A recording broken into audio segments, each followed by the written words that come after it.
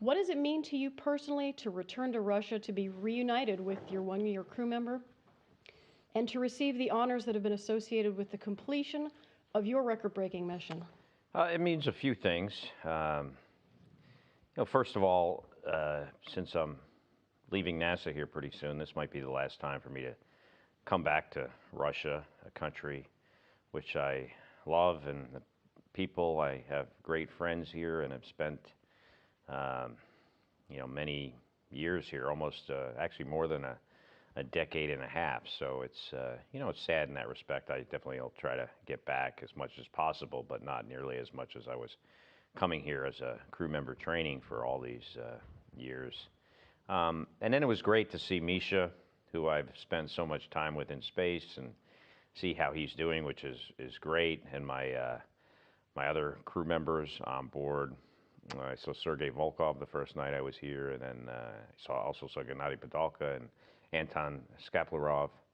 So just seeing them and other friends has really made it a great trip so far. Overall, how significant was the one-year mission and in retrospect in bringing us closer overall to our journey to Mars?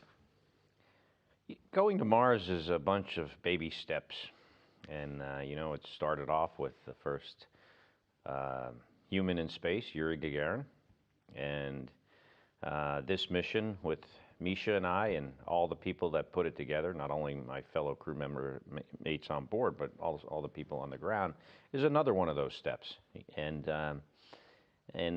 sometime in the future, all these small steps will lead to people putting their feet on Mars in the name of science, exploration, and discovery.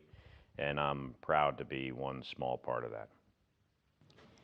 It's been a bit of a whirlwind in the 3 weeks that have passed since your landing. Have you had time to absorb the magnitude of your accomplishment and the impact it's had worldwide on the public's perception of human spaceflight and of the International Space Station? I have had very little time to do anything, actually. I got back to Houston and jumped in with both feet into my pool in my backyard, and I guess that's somewhat of a metaphor for jumping right back into life. And it's been very, very busy. A lot of debriefs and medical tests.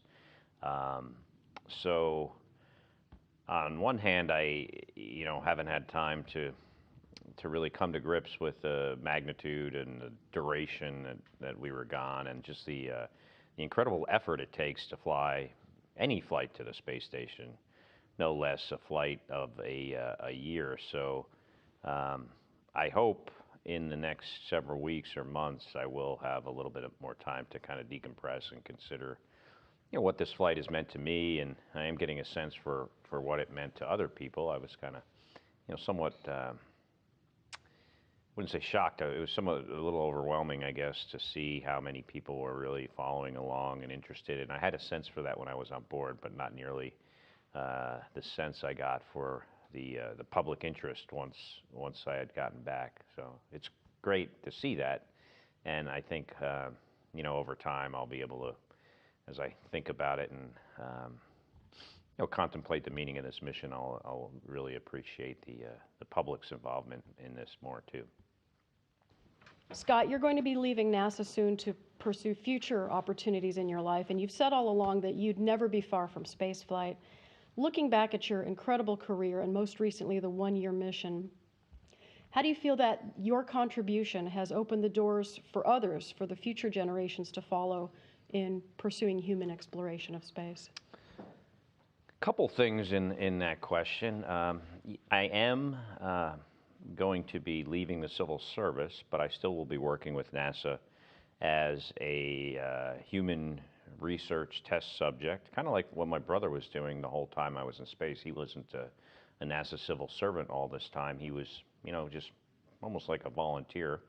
There's still a lot of data to collect on me and him, and we'll both continue to do that. I'll also continue to do the debriefs about my mission once I've left the civil service. I'll just do that with a retired astronaut badge. And by me leaving, it allows me the freedom to do a lot of other things One of those is to continue to be an advocate for human spaceflight, but do it in a way where I have more time on my hands, more freedom, and therefore, in my opinion, the ability to even do a better job than I currently can do now. The other part of your question is about, how can I motivate or be an example for the other astronauts or future astronauts that will come behind me to, for them to achieve their goals. In my life, I have never turned down a hard job. I may have not have liked it. I may have thought of other options for other people to do it, but in the end, I would never say yes or never say no to something I should deep down think I should say yes to that because it is hard. And, when we do things that are really hard, we can achieve great things. And I think, as that has worked as a great model for me. There were many times when people asked me to do something, as an example, be the backup to a space station crew where there was no flight associated with it. I didn't want to do it.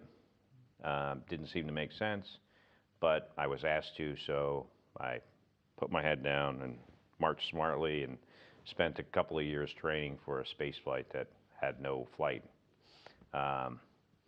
But, because I did that, that was recognized as, a major sacrifice. And, later on that led to something else, which led to something else. So it's kind of almost been the model of my career to never say no to things. And I think that's why now, 20 years later, I have had a significant amount of experience and opportunity. I don't consider myself the most capable astronaut, but I've certainly had a lot of opportunities and a lot of great experiences. And I would encourage those that come behind me to just have an open mind to doing things, the hard things, even if they might not think they're the right things at first. Lastly, over the course of your career, you've worked with many other astronauts in space on your missions, both on the shuttle and on the International Space Station. But Mikhail Kornienko, your one-year crew member, talk about that relationship a bit, and how are you going to move forward in keeping in touch with Mikhail over the incredible bond that you had in your year in space? My brother from another mother, my space brother. I will be friends with him for the rest of my life. He's a great guy, a really kind of a down-to-earth, kind of earthy, walk with your bare feet through the grass kind of guy. And I enjoyed immensely him being up there. He did a great job. Always had a positive attitude.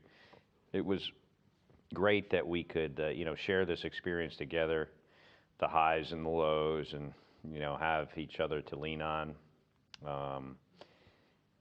And it was great that this was done in an international way. I think it really drives home the importance of the space station program as a place of international cooperation in something that is incredibly, incredibly difficult, and how this international partnership makes us stronger at doing the hard things.